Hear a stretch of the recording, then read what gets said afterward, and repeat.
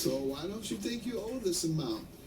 Just because of the living situation that I was in, there was no heat or air conditioning, and the house was freezing. The constant partying, just that has to be a situation that you brought to his attention, and he continued to do it repeatedly. Yeah. When did you first bring it to his attention? I don't exactly remember, Your Honor, but all right. Did she bring it to your attention, and you continued? She liked it. She liked meeting the people. She liked meeting people. She didn't go out very often, so she liked. She liked coming out and getting that water. Definitely. She liked coming out and I getting have that to water. get up for work in the morning, so I'm not going to go out the way he does. He doesn't have to get up for work. He can sleep all day, so I don't get to go out like that. But you signed this, man. Why didn't you have those excuses that you're giving me now when he asked you to sign this? That's when you should have said, I'm not signing anything. I'm not going to pay you. I shouldn't owe you because I told you several times that the living situation was unacceptable. Take me to court and sue me. Yeah, I shouldn't have signed it. I just did it just to shut him up, basically, get out of the house, and then move on with my life. Not that easy. But I did write this book, Torn Sneakers, about, and I know, like, that's part of the reason why Jeff's mad, because he thinks, like, I made a lot of money about this. Dora wants to know, is that how to stalk people? No, I wrote it because I wanted... he wants to buy one. I wanted to teach, like, women to stay away from, like, situations, like the living situation I was in, and to stay away from, like, men like that. Now, he says you defamed him in that book. Is that correct? She did write quite a few things in the book that are not true. Some of them I don't really mind that much because they weren't that serious, but there were quite a few things in there that I don't appreciate whatsoever. All right, you want to tell me, show me, read it? Sure. Definitely on page 20, that's about the most important one. I can definitely find it here for you. It says, was arrested as a teenager for arson and for stabbing another man, which is totally not true. I was never arrested for arson or stabbing anybody. So the rest of the allegations in here about my many, many women and blah, blah, blah, that stuff's okay. That's true. It's okay. I can live with that. Which is the number one defense to defamation is truth. Ma'am?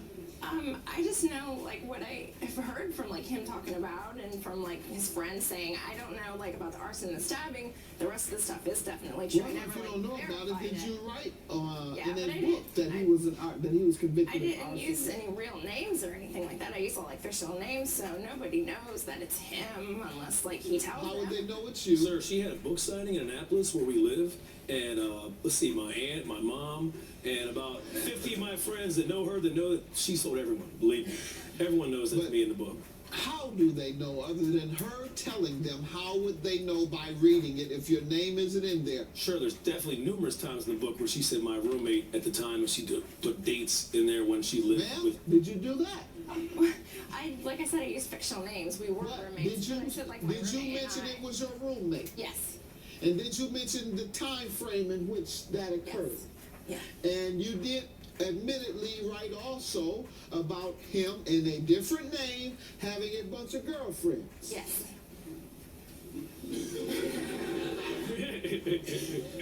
But I didn't write it to defame anybody. I just wrote it to teach. Like, I just wrote about the story about me getting away from the drug addict in order to try to teach other women about codependency and self-esteem and staying away from bad people. And was it a fiction? That's Parts, the first definitely question. parts, Is yes. No. Is it published as fiction? It's published as nonfiction, Your Honor.